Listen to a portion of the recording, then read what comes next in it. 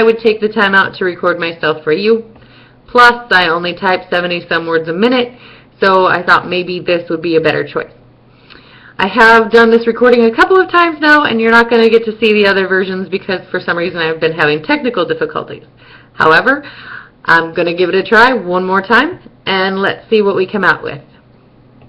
First of all, you made some excellent points in your week 1 discussion about why people in healthcare should know about other health information. It makes your job easier the more you know about your job and the more you know about what other people do. If you do what you're good at and delegate to the people who are good at other things, it makes you look even better to your boss. That goes for any job, and it works in healthcare as well. If you don't know everything there is to know about billing, don't do the billing job. Pass that on to the people who know what there is to know. If you're not a nurse or an MA, maybe you should pass on the billing jobs and everything else to somebody else. And those of you who are in billing and coding, you may want to pass the patients back to the healthcare providers and vice versa. I think you get what I'm trying to say with that. You mentioned HIPAA, the Health Insurance Portability and Accountability Act. You made some excellent points about that in week 1, and we'll talk about it a little bit later when we get into more of the ethics discussion. You are right that healthcare is a lot about customer care. It is about taking care of our patients. Our patients are our customers. They're the reasons we get paychecks, so we have to take care of them. Including Eastern medicine and Western medicine is a great idea. You guys mentioned that a little bit. It's one we will explore further. I did make a note here about the doctor of osteopathy versus the medical doctor. Of course, both are great. Both have the same medical background. Both have the same science background. The difference is that the doctor of osteopathy encompasses a more holistic health care. And personally, I would choose the doctor of osteopathy. Again, we'll probably talk about that more as time goes on. We do have a variety of backgrounds and experiences with people here in our class. So hopefully that will enrich the class and help us to understand a little bit more about the healthcare field as a whole. Somebody said that health is a complex topic and there is always more to learn. Absolutely. I am glad you pointed that out. I hope you will learn a lot more about communication in healthcare as our semester goes along. I know that you talked a little bit about in healthcare now that you have to ask if anyone has been to West Africa in the last 21 days. They do that here in my small town as well, and there's only 4,700 people in town. So when I say, okay, not in the last 21 days, it's been July since I've been to Africa, and I was in East Africa, not West Africa, of course it freaks them out, but it's kind of funny for me. I did not get exposed to the Ebola virus in Tanzania because Ebola was mostly contained to the west coast of Africa. So I don't have to worry about it, although most people, when they find out I went to Africa last year, do have a bit of a panic attack. I'm not sure why, but you in the healthcare field understand as much as I do that I was not going to contract Ebola that easily. Another thing I wanted to mention is that we don't have to choose between the biopsychosocial model and the biomedical model. I know how the question was phrased, that it sounded like we'd have to choose, but we really don't.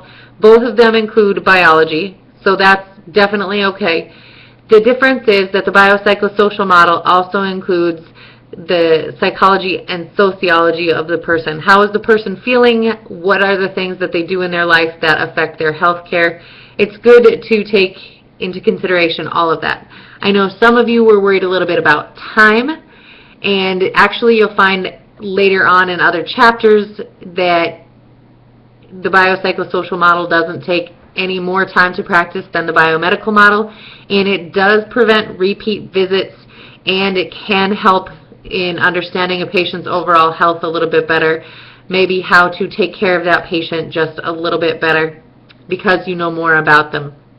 The biopsychosocial model actually only takes about 20 minutes for a patient interview, and if the physician is planning to spend 15 to 20 minutes with each patient anyway, why not implement a model that works even better than just talking about medicine?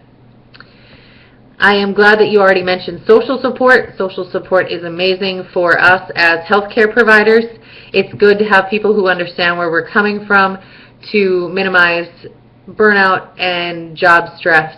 It's also good to have social support as patients, have friends, relatives, people who can take care of you and talk you through the tough stuff.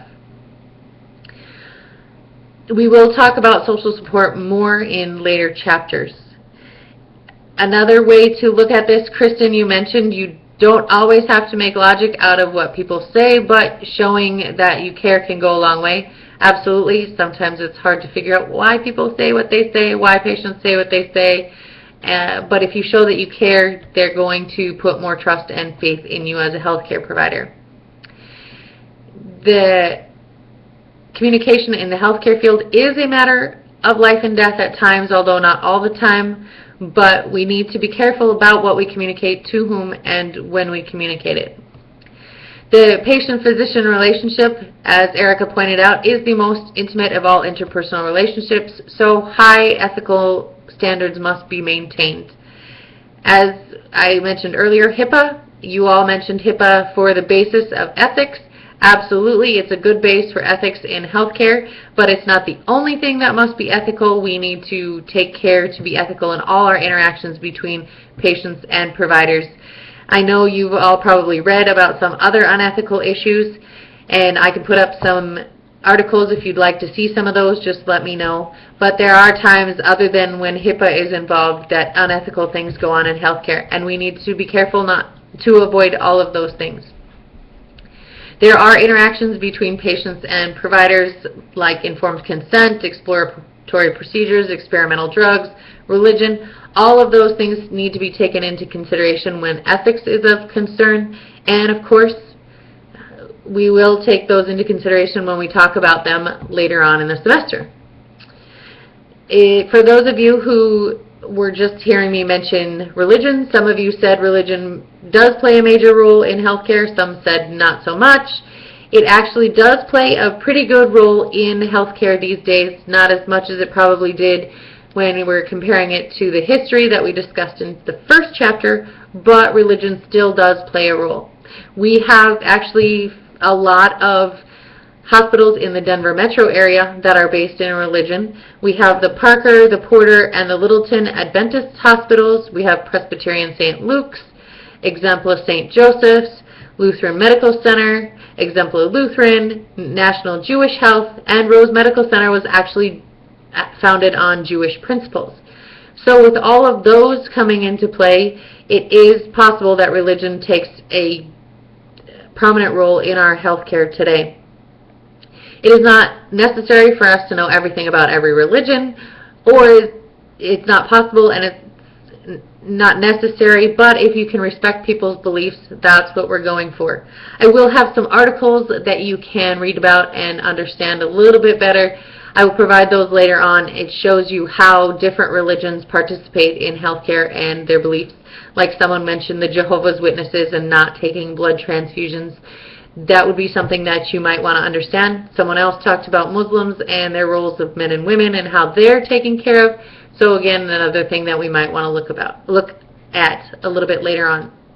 People, of course, for a long time have believed themselves to be ill. I've heard about people coming into the ER just for attention because they have no one else to talk to. That's unfortunate, and hopefully that can be minimized using maybe the biopsychosocial model and routing people in the right direction to have other people to talk to. There is hypochondria, there's psychosomatic illnesses, and there's Munchausen's syndrome. I'm not sure if I said that exactly right, but the Mayo Clinic now calls it factitious disorder. Basically, it means you don't actually have an illness, but you are imagining yourself to have an illness.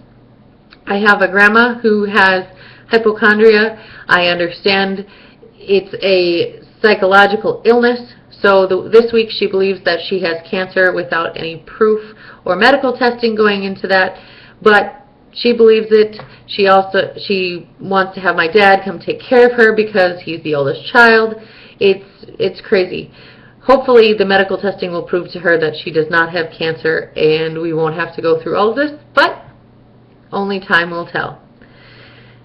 You mentioned managed care is focused more on the patient and care of said patient, that would be an excellent idea if managed care did that.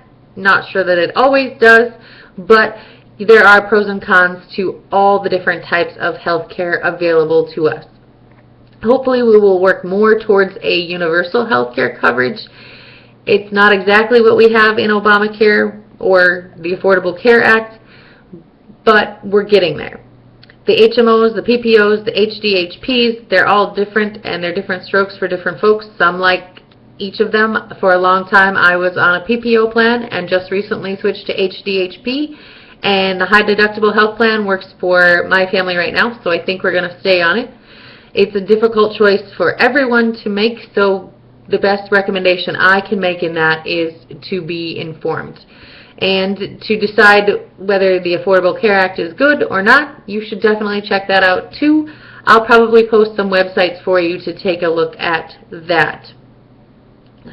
Affordability, of course, is an excellent point. People should not have to choose between healthcare and food, which was the basis behind universal healthcare and taking care of everyone. It is a great idea about adult children being able to cover adult parents. That is a novel idea, something I haven't heard before, but hopefully that's something that will come in time with the health care plan that our government is trying to implement. If you have any questions, please let me know. Otherwise, the video is getting up to 12 minutes here, and I don't want it to go any longer. So I will talk to you all again soon. Hopefully we'll do a shorter video in weeks 3 and 4. Have a great time. Look forward to reading your discussions. If you need me, you know where to find me.